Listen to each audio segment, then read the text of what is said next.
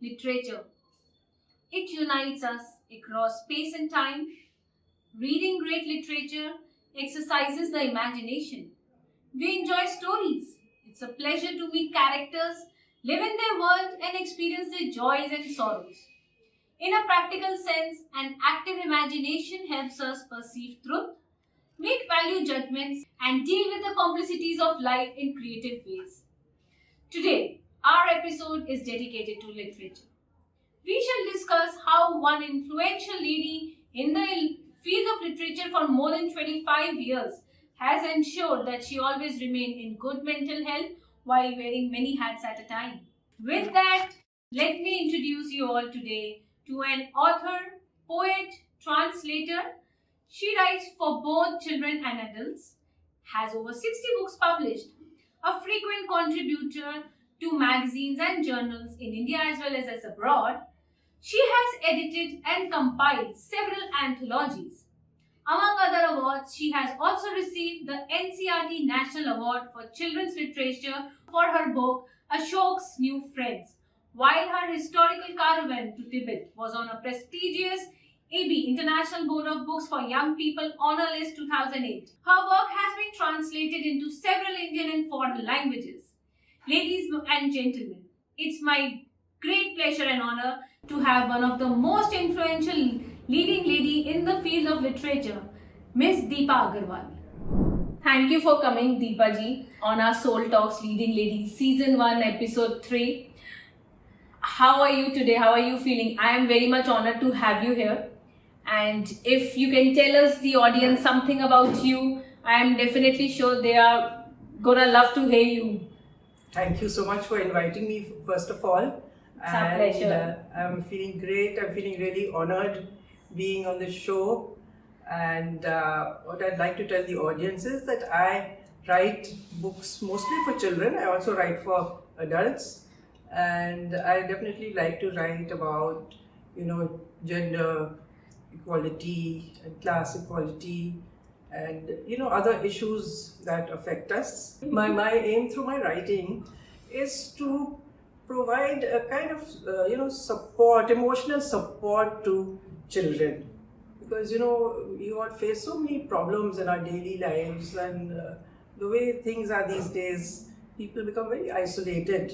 So I feel, books can go a long way in providing emotional support to children and adults, of course. So Deepa ji, you have been writing for so many years, almost more than 25 years. How does writing for children for you help in their own mental health? If you can tell us something about that. Well, the thing is, books for me, I've been an avid reader all my life. And I've always found that through reading, through, going through other people's experiences, the problems they have to face and how they tackle them, it helps to, provide the emotional support, and also gives me self-confidence and hope, that there is, it's not the end of the world. If you have a problem, it's not the end of the world. And if you just keep trying to stay afloat and not let things get you down, then, you can get on top of your problems. And that is what, books have meant to me, reading have meant to me. And writing also. Actually, writing for me is a kind of therapy. Because, it takes me away from my immediate problems. And it's in a sense, it's an escape, but it's also an opportunity for me to share my feelings and, It is your stimulation of Yes. having a very peace and calm of mind and going into that zone, and then you just forget everything. That's your stimulation. Exactly. And especially writing for children, because when you're writing for children, you always, escape to that wonderful world of childhood, where everything seems bright and hopeful. And when you write a children's story, you'll always give it a happy ending. Yes. And I think that really helps to lift your own spirits. So that's why I just love to write for children. Absolutely and totally agree. You will go through so many books in the market, whether it's a fairy tale, fiction, or anything. Today, kids specifically, they don't want to read about moral stories. They are not even interested about it. They want to read more of illustrated stories with less content, and the content, it has to be very, very much engaging, and it has to be educational. Apart from that, you just shared with us that writing is your stimulation.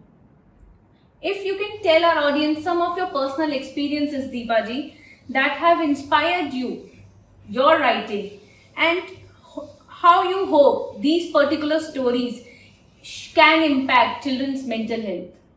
Well, I always draw, not always, but a great deal of the time, I look back on my own childhood and their memories, which have somehow, sometimes things leave a question in your mind, Yes. So some of these memories I have used in my stories, and I'll give one example of a story called A Letter from Home. So this is an incident from my boarding school days. There used to be a girl, we used to all look forward to getting letters from home, because you feel homesick. Yeah. And this girl, she hardly ever got any letters.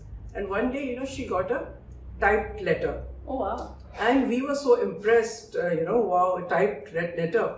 But then I remember the look on that girl's face, she looked so disappointed and, that stayed with me. And later on, when I started writing for children, I wrote a story called Letter from Home.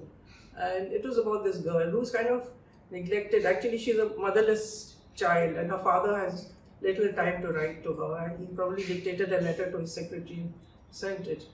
So what I've done in the story, I've made two other girls understand her situation, and they tell their own parents to get in touch with her father and try to make him understand that she would rather have a handwritten letter than a typed letter, so distant, it's formal. So like this, I try to show that we can all reach out to each other, we can help each other, and children should be conscious about having empathy. And another story I'll mention, it's called The Great Paratha Challenge, and it's from this book. Go Girl Go. These are stories of girl empowerment. And I took the incident, my granddaughter, she was being bullied in school. You know how it happens, that other kids snatch your tiffin and things like that. So here again, I have introduced a friendly character who motivates and encourages this girl, her name is Daksha, to cope with that situation. Because bullying can really, depress a child. Absolutely. My kid has gone through that, and we ensured that the teachers, the counselors in the school are actually taking care of that particular situation. And I know the brave kid, how he has come up with that and how he has come out of that. But it's really a task. It's really a task, and it definitely screws kids' mind. Yes, it's a serious problem. So, you told us you write about equality in your books. Yes. How do you cope up and address such sensitive topics like depression, anxiety, equality in your books? Well, it's just so happened that my very first book, this is Ashok's New Friends, just later on got the NCERT National Award. So this is about portraying boys and girls as equals, and it's a very simple story about a girl who is, it's about busting gender stereotypes, and it was written, of course, a long time back, so things have changed since then. And how their brother and sister, the boy he's interested in cooking, and the sister is into karate, and she's a very brave girl. So this is one example, and there is this book, The Toy Horse. This is published by Children's Book Trust, and this is about class equality. And in this, you have this little Banjara girl living by the roadside, and she has a toy horse which she really loves. And by chance, a middle class girl comes along and she's fascinated by that toy. And in the end, though the Banjara girl loves that toy, she gives it up. And the other girl gives her doll in exchange, So I want to show that you don't think that because you're richer, it's not that you have everything. The other person can also Absolutely give you something. So these are some ways. And again, about depression, you're talking about depression. Now, this book of mine, The Teenage Diary of Noor Jahan. Now, we know that Noor Jahan, what kind of a lady, she was such a feisty woman, she was an extraordinary woman. And this is an imaginary diary of her as a teenager. But, Noor Jahan had many ups and downs. And what I have shown towards the end of the book is that she is forced to marry Sher Afghan, whom she doesn't love, whom is, totally different from her. He's not cultured, he's a rough soldier, and she's quite unhappy. But, being the kind of strong personality that she is, she, finds ways to get over her depression. She writes poetry, she paints, she seeks solace in, the love of her own family. So it's just to show that even in the worst of situations, you can find a way. And I really like to focus on, writing for anybody. You don't have to be a writer. You can write a diary. You can write your thoughts when you're gloomy. You can write poetry. It may not be the best, but that is one way of getting those, negative feelings energies out. Absolutely. So when we are talking about such sensitive topics and how you just explained us how beautifully you have added them in your different books. So how do you incorporate elements like hope, resilience or positivity to support children's mental health in your book? Well, I'll give you an example of one or two more books. Now, for example, this is a book of mine, Caravan to Tibet. This is an adventure story. And it's about this boy whose father, this is a tribe living on the Indo-Tibetan border. They trade with Tibet. And this boy's, Debu's father, he gets lost in a snowstorm. And everyone said, your father's dead. But Debu refuses to believe it. And he goes on the next expedition to Tibet and he searches for his father. And he faces many obstacles. Okay. But he succeeds in the end, and by the end he finds that he's become a much more self-confident, and he has learned so much by that experience that he feels he can tackle almost anything. So these are some of the ways that I try to keep show children that they can overcome all the problems. Life is full of problems. Everyone faces problems. Then another story I'll mention. This is a book of mine. This is my latest book, Kashmir. It's a collection of short stories set in Kashmir, and here it is about a problem which is very near to us in the sense that during the pandemic, and the story is called Lockdown. And during the lockdown, this girl, Humra, she is very depressed because, her coaching classes have stopped and the internet connectivity is not so good. So the online classes also are not going on so well. And then what is worse, her mother is going into a state of depression because the brother is studying far away. And how she tries to save her mother from falling into a state of deep depression. And she thinks, and then she comes up with the idea of taping, recording voice messages from her brother, and just to play them back to her mother in case, the connectivity stops altogether. So, just searching for imaginative and creative solutions. Because if you just sit still and surrender and say, why is this happening to me, then you are going to get into a worse situation. There's one more story I'd like to mention. Here is a story called Why Me? Well, this boy, his family is facing financial problems. His father's business has failed, and he is just feeling terrible because you know how it is in school.